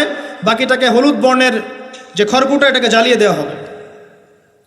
এই যে ধান গজালো, একটা সিজন গেল, এর মধ্যে আপনার দুনিয়ার জীবনের হায়াতের রূপকতা আছে। জি, পাহাড়কে দেখেন, পাহাড় বিশালতা নিয়ে দাঁড়িয়ে থাকে। ওর গায়ে যতই ঢিল মারেন, লাথি মারেন, সমালোচনা করেন, সে নড়বে না তার জায়গা থেকে। থাকবে, সে ওর জায়গায় স্টিল থাকবে, কিন্তু সে শান্ত থাকে, সে চিল্লাফাল্লা করে না। তাই যারা সাহসী, বীর, তারা বেশি কথা বলে না, শান্ত থাকে। যারা পাহাড়ের মতো দৃঢ়, ওরা বেশি কথা বলে না। সাগরকে দেখেন, বিশাল সাগর, কক্সবাজারে যান, সাগরকে বিশাল সাগর গর্জন করছে, ভিতরে অনেক সম্পদ, অনেক মাখলুক আছে। আপনি সামনে গিয়ে দাঁড়ান, বিনয়ের সাথে আপনার পা ধুয়ে দেবে, কোনো অহংকার করবে না। প্রতিটা সৃষ্টি আল্লাহ পাকের এক একটা মেসেজ দেয়। ঠিক মেয়ে মানুষও একটা মেসেজ দেয়। কি মেসেজ? আল্লাহ পাক মানুষকে সবচেয়ে সুন্দর করে সৃষ্টি করেছেন, আর মানুষের মধ্যে মেয়েদেরকে সবচেয়ে বেশি সুন্দর করে সৃষ্টি করেছেন। আল্লাহ পাকের সবচেয়ে সুন্দর সৃষ্টি হচ্ছে মেয়েরা, এবং তারা খুব নরম হয়, নরম, প্রজাপতি ধরার মতো। প্রজাপতিকে ধাপ করে ধরতে পারবেন না আপনি। শক্ত করে ধরতে গেলে প্রজাপতি নষ্ট হয়ে যাবে, মরে যাবে। প্রজাপতিকে কোমলভাবে ধরতে হবে। ঠিক মেয়েদের সামনেও আপনার কোমল থাকতে হবে। বেশি হার্ড হতে যাবেন, শেষ। আমি আপনার গার্লফ্রেন্ডের সামনে কোমল হতে বলি নাই, আপনার ওয়াইফের সামনে হতে বলেছি। কোমল থাকলে আপনি জিতে যাবেন। দেখবেন দুনিয়ার চিল্লাফাল্লা করছে আপনার বাসায়, আপনি চুপচাপ আছেন পাহাড়ের মতো, কোমল আছেন। 5 মিনিট পর দেখবেন নিজেই ঠান্ডা হয়ে এসে বলছে, আচ্ছা সরি, ভুল হয়ে গেছে। আর যদি আপনি চিল্লাফাল্লার কাউন্টার দিতে যান, তাহলে দেখবেন সুটকেস গোছানো শেষ, বাবার বাড়ি চলে গেছে। ডিল করা খুব ডিফিকাল্ট। এখানে আপনাকে খুবই সবরের পরিচয় দিতে হবে। আল্লাহ পাক বোঝার তৌফিক দান করুন। আর আমরা মা বোনদেরকে রিকোয়েস্ট করব, 4টা মূলনীতি মেনে কাপড় চোপড় পরবেন। আপনার কাপড়টা এমন হবে না যেই কাপড়টা পরলেও অঙ্গ প্রত্যঙ্গ দেখা যায়, বোঝা যায়, এমন হবে না। কাপড়টা এমন হবে না এত টাইট ফিটিং যে আপনার অঙ্গের উঁচু নিচু অবয়ব বোঝা যায়, এমন হবে না। কাপড়টা এমন হবে না যেটা অমুসলিমদের পোশাক, আর কাপড়টা এমন হবে না যেটা পুরুষদের পোশাক। এই মূলনীতিগুলো মেনটেন করে কাপড় পরবেন ইনশাআল্লাহ। এছাড়াও মেয়েদের কথায় পর্দা আছে, চলনে পর্দা আছে, ওঠা বসায় পর্দা আছে। নামাজ পড়ার সময় তাদেরকে কিছুটা শালীনভাবে নামাজ পড়তে হয়। তাদের চোখের দৃষ্টির মধ্যে পর্দা আছে। এগুলো কে শিখাবে এখনকার মেয়েদেরকে? সবসময় বিজি দেখবেন নতুন কোন সিরিয়াল আসছে, নতুন কোন ফ্যাশন আসছে, নতুন কোন পার্লারে কি আসছে, কোন কাটিং আসছে, কোন নায়িকা আসলো। ওই যে বাংলাদেশে কোন এক নায়িকা আসছে, তাই নিয়ে মিডিয়াতে এমন তোলপাড়, মনে কি নাকি একটা অবস্থা। আল্লাহর কাছে তোমার কি মূল্য আছে হে? আল্লাহর কাছে তোমাদের কি মূল্য আছে? তোমরা কি 5 ওয়াক্ত নামাজ পড়ো? তোমরা কি পর্দা করো? তোমাদের মধ্যে হায়াবোধ কিছু আছে? তোমরা মানুষকে ভালো কিছু শেখাও, সমাজকে ভালো কিছু দাও, শালীন কিছু দাও। আল্লাহর কাছে তোমাদের কি মূল্য আছে? নবী সাল্লাল্লাহু আলাইহি ওয়াসাল্লাম তো জাহান্নাম দেখে এসে এই কথাটাই বলেছেন, আমি জাহান্নাম দেখে আসলাম, সেখানে বেশিরভাগ অধিবাসী হচ্ছে মেয়ে, নারী। কি কারণ? তারা এমন কাপড় চোপড় পরে বাইরে ঘুরতো যেই কাপড় পরেও তারা নগ্ন থাকতো। আমি কি ব্যাখ্যা করতে হবে? আপনি দেখতে পারেন না? এবং তারা স্বামীর সাথে কুফরি করত। সারা জীবন স্বামী যদি তাদের ভরণ পোষণ দেয়, ভালোবাসে, মহব্বত করে, তাদের জন্য জীবনটা ক্ষয় করে ফেলে, এক পর্যায়ে গিয়ে বলবে সারাটা জীবন তোমার কাছে কিছুই পাইলাম না। বাস্তব। এগুলোর কারণে মেয়েরা বেশি বেশি জাহান্নামে যাবে। এবং তারা মানুষ মারা গেলে মাতম করে, বুক পিঠ চাপড়ায়, এই কারণে যাবে। এবং তর্ক লাগলে অভিশাপ দেয় বেশি, এই কারণে যাবে। আল্লাহ পাক আমাদের মা বোনদেরকে হেফাজত করুন। তবে একটা হাদিস আছে সুসংবাদের। নবী সাল্লাল্লাহু আলাইহি ওয়াসাল্লাম বলেছেন, একজন নারী যদি 4টা কাজ করতে পারেন, জান্নাতের যে কোনো দরজা দিয়ে ইচ্ছা প্রবেশ করতে পারবেন। 1 নাম্বার 5 ওয়াক্ত নামাজ, 2 নাম্বার রমজান মাসে সওম, 3 নাম্বার আপনার লজ্জাস্থানের হেফাজত অর্থাৎ খাস পর্দা, এবং 4 নাম্বার আপনার স্বামীর আনুগত্য। ফ্যামিনিস্ট আকিদার মেয়ে হলে আনুগত্যকে দাসত্ব মনে করে, স্বামীর আনুগত্যকে তারা দাসত্ব মনে করে। স্বামী কে? স্বামীর সম্মান বোঝেন আপনি? স্বামী কে? যার ব্যাপারে নবী সাল্লাল্লাহু আলাইহি ওয়াসাল্লাম বলেছেন, আমি যদি আল্লাহ ছাড়া অন্য কাউকে সেজদা করতে বলতাম, তাহলে মেয়েদেরকে বলতাম তারা যেন স্বামীদেরকে সেজদা করে। আপনাকে আমি কিভাবে বুঝাবো স্বামী কে, স্বামীর মর্যাদা কোথায়? এগুলো কি ইসলাম মেয়েদেরকে ডমিনেট করছে এগুলো দিয়ে? কেন? এই স্বামী আপনার জন্য সারাটা জীবন ক্ষয় করে ফেলে। একটা চোর পর্যন্ত, একটা চোর, একটা করাপ্টেড মানুষ, দুর্নীতিগ্রস্ত মানুষ, সে চুরি করে, দুর্নীতি করে এনে বাচ্চাকে খাওয়ায়। একটা ধর্ষক পর্যন্ত ওর মেয়েকে আদর করে। পুরুষ মানুষ কি জিনিস কেমন করে বুঝবেন? সারাটা জীবন ক্ষয় করে ফেলায়।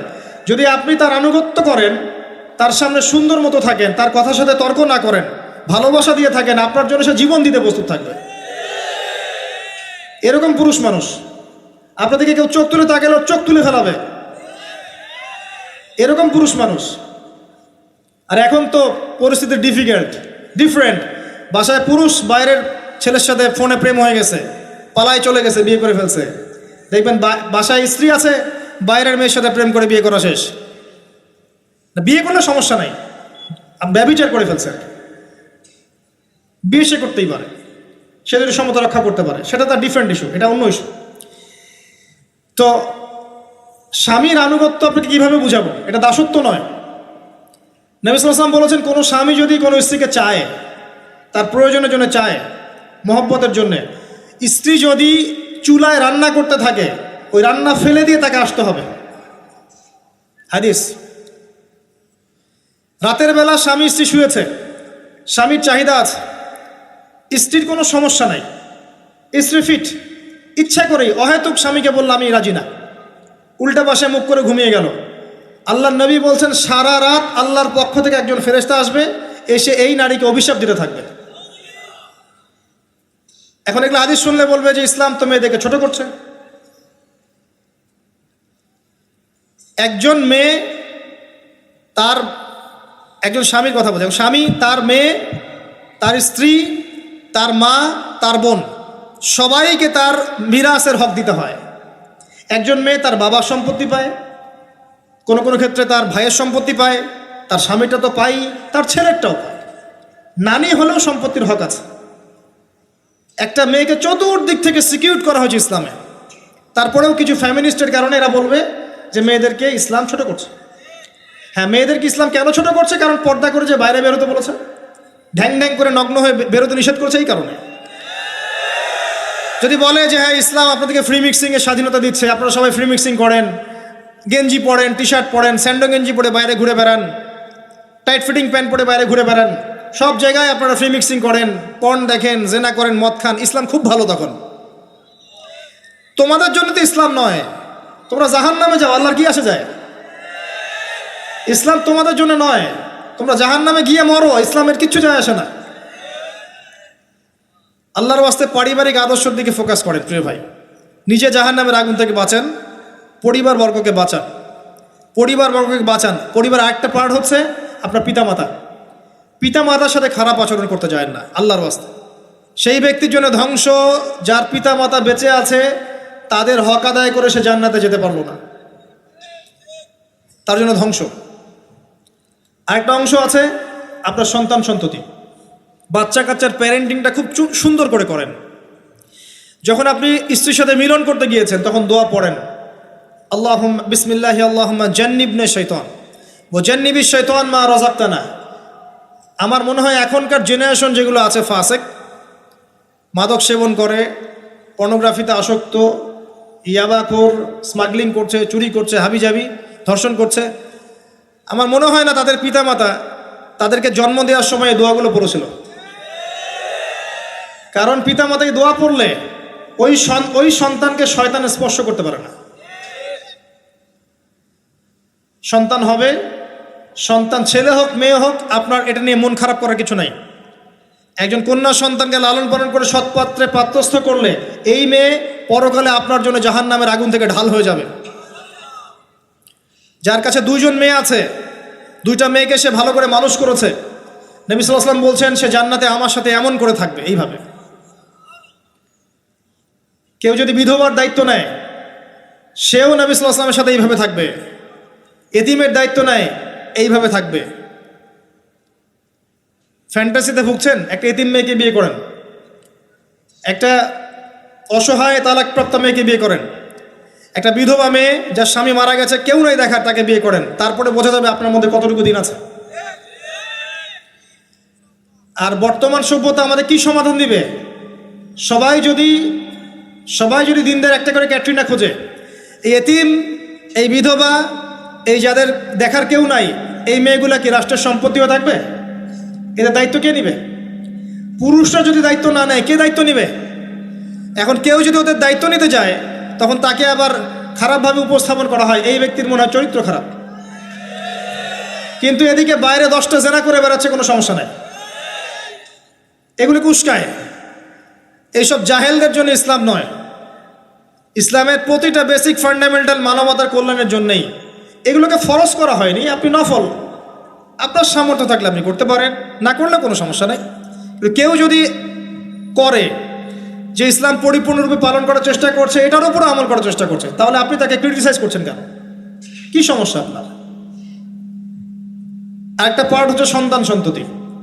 বাচ্চা কাচ্চাকে ছোটবেলা থেকেই মানুষ করতে হবে এমনভাবে যাতে করে বড় হয়ে এরা এই উম্মার খালেদ এবং ওমর হতে পারে। বাচ্চা ছোট বাচ্চাকে আপনি ভালো খাবার দেন, মায়ের স্নেহ দেন, বাবা মার সাথে রাখেন, একটু গ্রাম্য পরিবেশে নিয়ে গিয়ে তাকে বড় করেন। কেন বলছে কথা? এখানে পরিবেশ সুন্দর থাকবে, সে দৌড়াবে ধুলার মধ্যে, মাঠের মধ্যে খেলবে, সুন্দর ভাষা শিখবে। এরপরে তাকে ভালো প্রতিষ্ঠানে পড়ান। প্রতিষ্ঠানটা এমন হবে যে প্রতিষ্ঠানে জেনারেল শিক্ষা, ইসলামিক শিক্ষা একসাথে দেয়া হচ্ছে, সে সব শিখবে। আমার ছেলে কোরআনে হাফেজও হবে, আমার ছেলে ডক্টরও হবে ইনশাআল্লাহ। এভাবে করে তোলেন। আধুনিক হন, মাথাটা খাটান, ব্যাকডেটেড মানসিকতা বাদ দেন। বিশ্বটা এগিয়ে গেছে, আমাদেরকে এগিয়ে যেতে হবে। একমুখী জ্ঞান দিয়ে আপনি কিচ্ছু করতে পারবেন না এই যুগে। দ্বিমুখী শিক্ষার একটা হারমোনিয়াস কম্বিনেশন দরকার। আমাকে কোরআন জানতে হবে, সায়েন্সও জানতে হবে, নাহলে আমি সায়েন্স দিয়ে কোরআনকে ব্যাখ্যা করতে পারবো না, কোরআন দিয়েও সায়েন্সকে ব্যাখ্যা করতে পারবো না। জানতে হবে, আমাদেরকে শিখতে হবে, পড়তে হবে, প্রচুর পড়তে হবে। বাচ্চাদেরকে ছোট থেকে বড় করেন এভাবে। আস্তে আস্তে গিয়ে দেখবেন তারা যখন কিশোর, তাদের বন্ধু বান্ধবের সার্কেলের দিকে খেয়াল রাখেন। আপনি বাবা হিসেবে তার বন্ধুর মতো আচরণ করেন, মা হিসেবে তার সাথে বান্ধবীর মতো আচরণ করেন, তার সাথে ক্লোজ হন, তার সমস্যাগুলো জানার চেষ্টা করেন। তাকে ফ্রি মিক্সিংয়ের মধ্যে পড়াশোনা করতে দিবেন না, না হলে স্কুল লাইফে সতীত্ব হারিয়ে ফেলবে। অনেক সময় অনেক মেয়ে আছে স্কুল লাইফে সতীত্ব হারিয়ে ফেলেছে, কলেজ লাইফে যেতে যেতে প্রস্টিটিউশনে চলে গেছে, অনেক মেয়ে আছে। এগুলো টপ সিক্রেট না, এগুলো সব ওপেন সিক্রেট। এখন ঘরে ঘরেই সমস্যা, মানুষ লজ্জায় বলতে পারে না। যে কটা মিডিয়া আসে এগুলো তো আমরা জানি, ঘরে ঘরেই সমস্যা ঢুকে গেছে, মানুষ লজ্জায় বলতে পারে না। ছোট ছোট বাচ্চা মেয়েদেরকে পর্যন্ত রেপ করা হচ্ছে এখন। এটা সেই ফ্যামিলিস্ট রেভলিউশনের কারণেই হচ্ছে। যত বেশি জেনাকে উস্কে দেওয়া হবে তত বেশি ধর্ষণ বাড়বে। ধর্ষণ বাড়তে বাড়তে এক পর্যায়ে বাচ্চাদেরকে ধর্ষণ করা বাড়বে। এরপরে কি হবে জানেন? এরপরে মানুষ সমকামী হবে বেশি বেশি, ছেলে ছেলের সাথে, নাউজুবিল্লাহ। তারপরেও কি হবে বলে যাচ্ছি, এরপরে আরও একটা ধাপ আসবে, যখন মানুষ গবাদি পশুর সাথে জেনা করবে। দেখে নিয়েন, এগুলো হাদিসে এসেছে, এমনি এমনি বলছি না। মানুষ এগুলো করবে। বাচ্চা কাচ্চাকে বড় করেন, ভালো খাবার দেন, ওকে খেলাধুলা করতে দেন। ও যত বেশি খেলাধুলা করবে ও শরীরটা ক্লান্ত হবে, তখন খাবে ভালো, বেশি খাবে, ব্রেন শার্প হবে, ওকে ওর নেতৃত্ব দেওয়ার যোগ্যতা অর্জন হবে। ওকে খেলাধুলা করতে দেন, ওকে ব্যায়াম করতে বলেন, ওকে সাঁতার শেখান, ওকে তাইকুন্ডু শেখান, ওকে ফিজিক্যাল এক্সারসাইজ শেখান। ওই ডিভাইসে অ্যাডিক্টেড করবেন না, উল্টাপাল্টা কার্টুন দেখান না, উল্টাপাল্টা অ্যানিমেশন দেখান না, এমন গেমসের মধ্যে আসক্ত করে দিয়েন না, বাসায় ডিভাইস দিয়ে দিয়েন না, সারাদিন এগুলো খেলছে, এগুলো দিয়েন না। ওকে কায়িক পরিশ্রম করান, একটু বড় হয়ে গেলে বাজারে পাঠান, বাস্তবতা শিখুক, সংসার করতে শিখুক, ডিল করতে শিখুক, সামাজিকতা শিখুক। ওকে সামাজিক বানান, গাছ লাগানোর কাজে ওকে ইনভলভ করে দেন, রক্তদান কর্মসূচিতে ওকে ইনভলভ করে দেন, ওকে সমাজ কল্যাণমূলক কাজ করতে শুরু করে দেন। দেখবেন ও সামাজিক হবে ইনশাল্লাহ। কম্বল বিতরণ করতে বলেন, ত্রাণ দিতে বলেন, ওকে ওকে উৎসাহ দেন, নামাজে উৎসাহ দেন, রোজা রাখতে বলেন। মেয়ে ছোট থেকে মেয়েকে পর্দা করতে বলেন, বলেন যে ও দেখবে যে আমার মা যখন বাইরে যায় তখন এই পোশাকে বাইরে যায়। আলহামদুলিল্লাহ, আমি দোয়া করি আল্লাহ পাক আমার মেয়েকে যেন খাদিজা রাদিয়াল্লাহু আনহার মতো কবুল করে। আমাকে বলেছে যে বাবা আমি 5টা বোরখা নিব। ওর বয়স 3 বছর। ওকে ওর মা বলেছে যে বাইরে যেতে হবে বাবার সাথে একটা প্রোগ্রামে। ও বলছে আমি বোরখা পরবো, না হলে যাব না। আমি অবাক হয়ে গেলাম যে আমি কিন্তু ওকে বলিনি বোরখা পরো। মানে আপনাকে পরিবেশ বলে দিবে, একটা পরিবেশ, একটা সুস্থ পরিবেশে আপনি যদি আপনার বাচ্চাকে বড় করেন, আপনার বাচ্চা দেখবেন সুস্থ হয়ে বিকশিত হবে ইনশাআল্লাহ।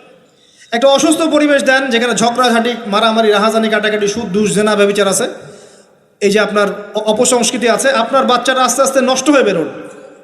পরিবেশ দিতে হবে। অসুস্থ পরিবেশের মানুষ কখনো সুস্থ জাতি উপহার দিতে পারবে না। তো এই বিষয়গুলোর দিকে খেয়াল রাখেন, মেয়ের পোশাকে খেয়াল রাখেন, তবে মেয়েকে কার কোলে তুলে দিচ্ছেন এটা খেয়াল রাখেন। এই যুগটা খুব কঠিন যুগ, কাছের মানুষদেরকে দ্বারা মেয়েরা ধর্ষিত হচ্ছে, খুব খেয়াল রাখেন। বাসায় কাজিনের এত থ্রু অ্যালাউ করেন না, কাজিন সম্পর্ক থ্রু করেন না, অ্যালাউ করেন না। আপনার মেয়েকে মেয়েদের ব্যাচ একটা পুরুষ টিচার পড়াচ্ছে, ওই ব্যাচে আপনি মেয়েকে পড়তে দিয়েন না। একটা কোচিংয়ের ভাইয়া বাসায় এসে আপনার মেয়েকে প্রাইভেট পড়াবে গোপন কক্ষে, এগুলো করতে দিয়েন না। পরে আপনার মেয়ের ইজ্জত চলে গেলে আপনি হামাও করবেন, তখন আপনি অ্যাক্সেস করে দিচ্ছেন, জেনার সুযোগ দিচ্ছেন। শয়তান উস্কে দিবে, শয়তান তো চাচ্ছেই জেনা করাতে। মেয়েদেরকে মেয়েদের পরিবেশে পড়ান। ছেলেদেরকে ছেলেদের পরিবেশে পড়ান। ওরা বড় হোক, ম্যাচিউর্ড হোক, যখনই বিয়ের বয়স হয়ে যাবে দ্রুত বিয়ে দিয়ে দেন। বিয়ের পর এরা পড়াশোনা করুক। বিয়ের পর পড়াশোনা করে অনেকে বড় আলেম হয়েছে, অনেকে বড় জাতির নেতাও হয়েছে। আমাদের জাতির পিতার ইতিহাস দেখেন, কত বছর বয়সে তিনি বিয়ে করেছিলেন, ইতিহাস দেখেন। একজন প্রেমময়ী নারী যদি পাশে থাকে, একজন ব্যক্তি বিশ্ব জয় করতে পারে। এই যে প্রমাণ দেখিয়ে দিয়েছে, করেন নাই? এরকম আগেকার মানুষদেরকে দেখবেন, ম্যাচিউরড হয়ে গিয়েছেন, বিয়ে করেছেন, এরপরে স্ত্রী পাশে ছিল, বিশ্বকে ডিল করেছে, নেতৃত্ব দিয়েছে। এই বিষয়গুলোতে খেয়াল রাখেন। পরিবারে হারাম ঢুকতে দিয়েন না। পরিবারটাকে ইসলামিক মূল্যবোধে গড়ে তোলেন। কু আনফুসাকুম ওয়া আহলিকুম নারা, এই হাদিসের উপর আমল করেন। আল্লাহ পাক তৌফিক দান করুন, আমিন। এরপরে বড় বিষয়গুলোতে যাবেন আপনি ইসলামের খেদমত, ইসলামের প্রচার, ইসলামের প্রসার, Islamic association, Islamic NGO, Islamic হাবিজাবি, এগুলোর দিকে আপনি পরে যাবেন। আগে বেসিকগুলো ঠিক করবেন। এই কাজগুলো যদি আমরা করতে না পারি, তাহলে আল্লাহ পাক ওই যে বলেছে সূরা আরাফ 179 প্রথমে বলেছে, ওর অন্তর্ভুক্ত হয়ে যাব। তাদের পাপ কি ছিল? তারা যে বেশি বেশি জাহান্নামে গেছে, কি পাপ ছিল? 1 নাম্বার, লাহুম কুলুবুন লা ইয়াফকাহুনা বিহা, ওদের কলব ছিল, উপলব্ধি করেনি। ওয়ালাহুম আযানুন লা ইয়াসমাউনা বিহা, কান দিয়েছিলাম শোনেনি। ওয়ালাহুম আ'য়ুনুন লা ইউবসিরুনা বিহা, চোখ দিয়েছিলাম দেখেনি। উলাইকা কাল আনআম, এরা হচ্ছে গবাদি পশুর মতো। বাল হুম আদাল, বরং তার চাইতেও নিকৃষ্ট। ও উলাইকা হুমুল গাফিলুন, এরা হচ্ছে গাফিল সম্প্রদায়। আল্লাহ পাক আমাদেরকে যাবতীয় গাফিলতি থেকে হেফাজত করুন, আমিন। আমরা আলোচনার শেষ প্রান্তে এসে দোয়া করছি, আল্লাহ পাক আমাদের সবাইকে শিরিক মুক্ত আমল করার তৌফিক দান করুন, আমিন।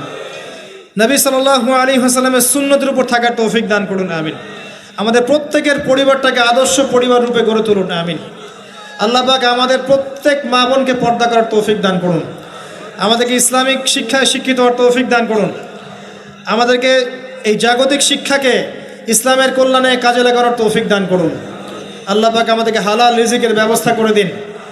আল্লাহ পাক আমাদের মধ্যে যারা অসুস্থ সবাইকে শেফায়ে কামেলা দান করুন।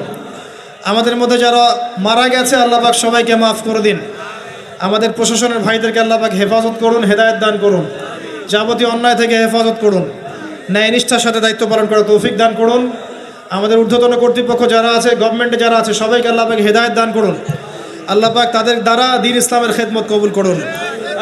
আমরা মাহফিল কমিটির পক্ষ থেকে আপনাদের শুকরিয়া আদায় করছি।